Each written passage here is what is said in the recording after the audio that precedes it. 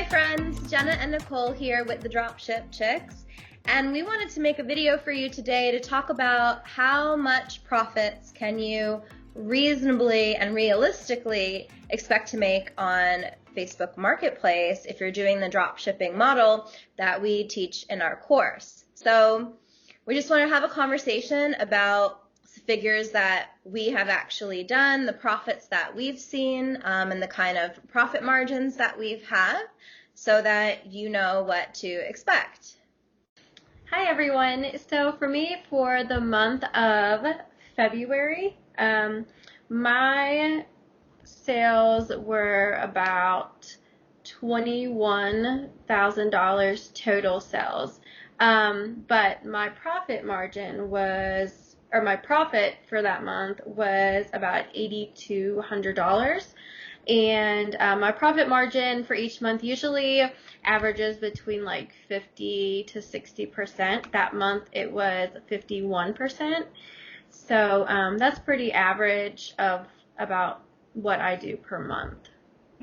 Yeah, February for me was pretty good. I hate to spend more than like $10,000 on inventory.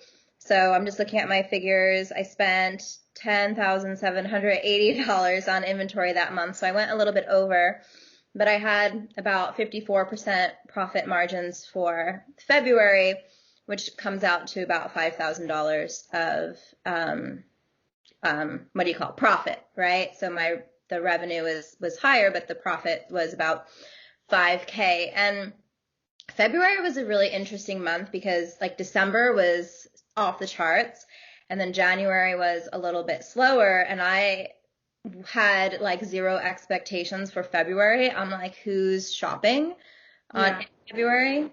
Yeah, so but then I thought, okay, well, I sold this, it was this neon love sign, and it just sold like hotcakes. Like I was selling like I remember you told me about that. I was selling like 20 or 30 a day. And the funny thing was, for like the first half of the month, so from like, let's say February 1st till up until Valentine's Day, I was buying these for like $11. And it wasn't until I sold my seller out that then I realized that I could actually get them for $9 from a different seller.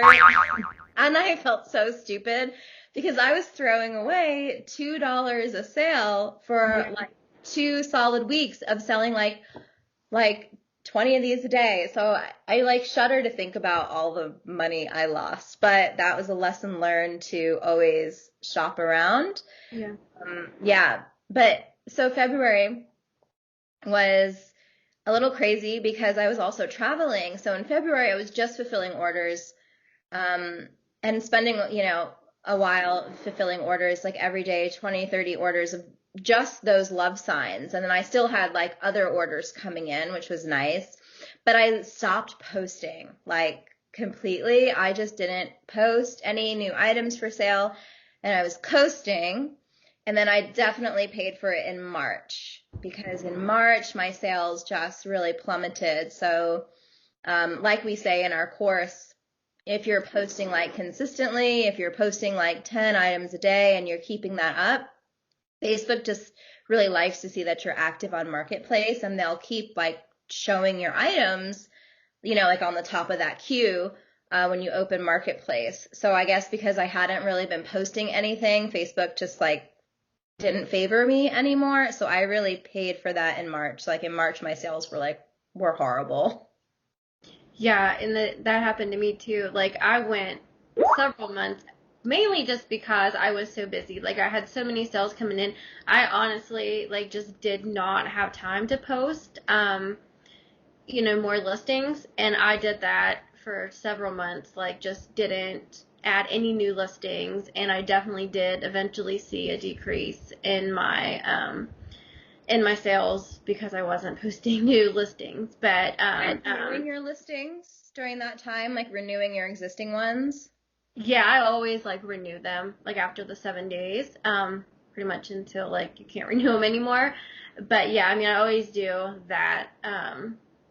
But like for me, like November and December were really good because, Christmas and everything. And then, like, January was a little bit slower, but I feel like February and March, like, I do sell a lot of, like, wedding things. So I think, like, my sales did start to go up at this time more than what they were because people, the holidays were over, people got engaged, and, they were starting to start planning their weddings. So I noticed like an increase of, that type. So I always try to have like a certain category, like I always, when I'm listing products, I always think like right now, it's June, like what are people going to be buying right now? And it's like, it's summer, so they're going to be buying outdoor stuff and patio stuff. And, that really helps increase your sales too when you have, like right now, you don't want to be posting Christmas stuff or like fall stuff because no one's buying that stuff. So always like keep in mind the time of the year and like what's going on.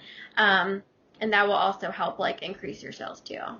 So I have 4th of July stuff posted up right now that's selling really good. So I have 4th of July banners posted, and I could get them for super cheap and pretty much make like double on what I get them for. And I get them from both Amazon and eBay. So that is a hot tip if you're watching this, 4th of July decor.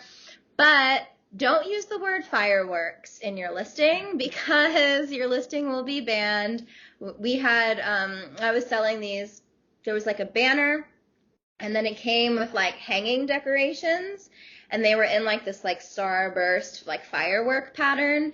And in like my listing title, it had said like firework, whatever. And yeah, then the listing just kept getting flagged, even though I had put it for like a review, and you could like, you can appeal their decision. Yeah. They would say okay for like a day, and then it would just, the bots would get it again. So I just took that word out, but they're still selling good. Actually, since I changed it, they're not selling as good. And I wonder if people were looking for fireworks and then like, seeing my listing. I don't know. Who knows? Yeah. Facebook is random and weird.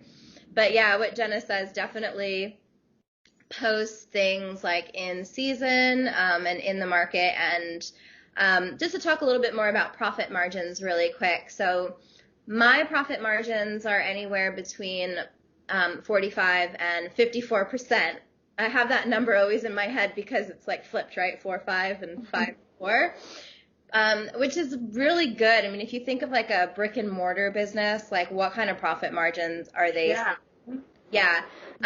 Know that your profit margins are even better than mine, which is amazing. Will you talk about that for a minute?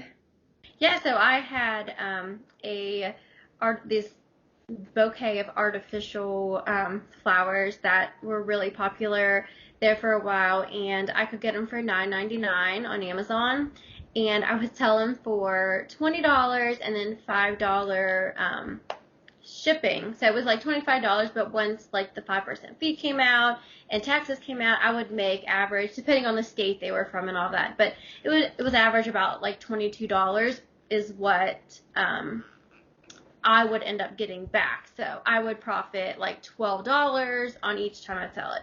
So the profit margin was about 55%, which, like you said, like not very many businesses like make that much of a have that much of a profit margin on the things that they sell. Like I know with my Amazon business, they're always like, 30 to 50% is like really good. So, to have over 50%, like that's really, especially things that like, you don't have to invest in and you don't have to store or go to the post office for, like, this is like the ultimate, So I have a online profit margin calculator just pulled up here. So let's talk about those love signs that I was mentioning.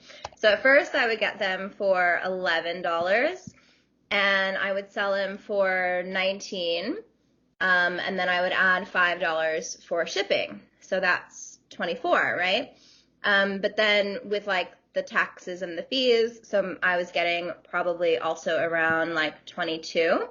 So that is a 50% profit margin. So that's like 100% ROI, right? That's like 100% return on your investment because you're spending 11 and then you're getting back 100% of that back, right?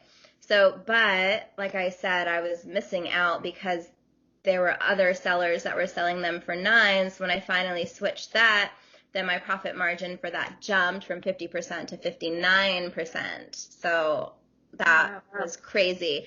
But then what happened, and this always happens, is that I guess a lot of other people saw that these were selling, and then all of a sudden, because I looked because my sales really dropped, like maybe a week after Valentine's Day, my sales started dropping, and I was like, okay, I wonder if that's just natural because it's not Valentine's Day anymore, or if maybe other people have jumped on the listing.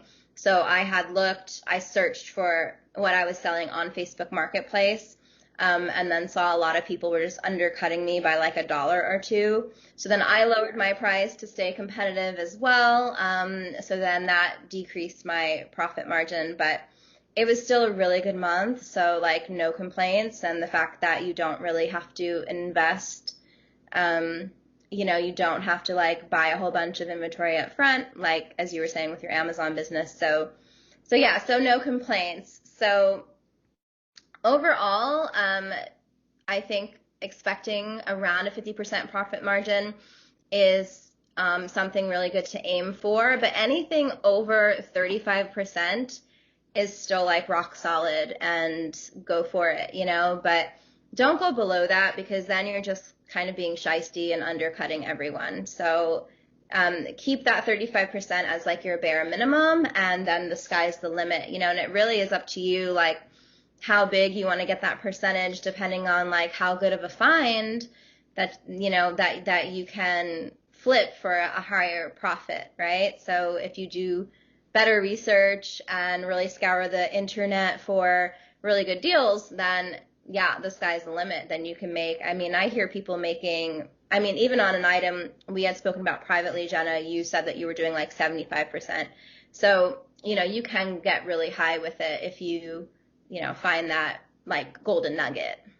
All right, thank you everyone for watching. I hope this video gave everyone an idea of realistic profit and profit margins and how much you can earn while dropshipping on Facebook Marketplace. Comment below and let us know your profit margins that you do while dropshipping. And we hope to see you guys next time. Bye. Bye.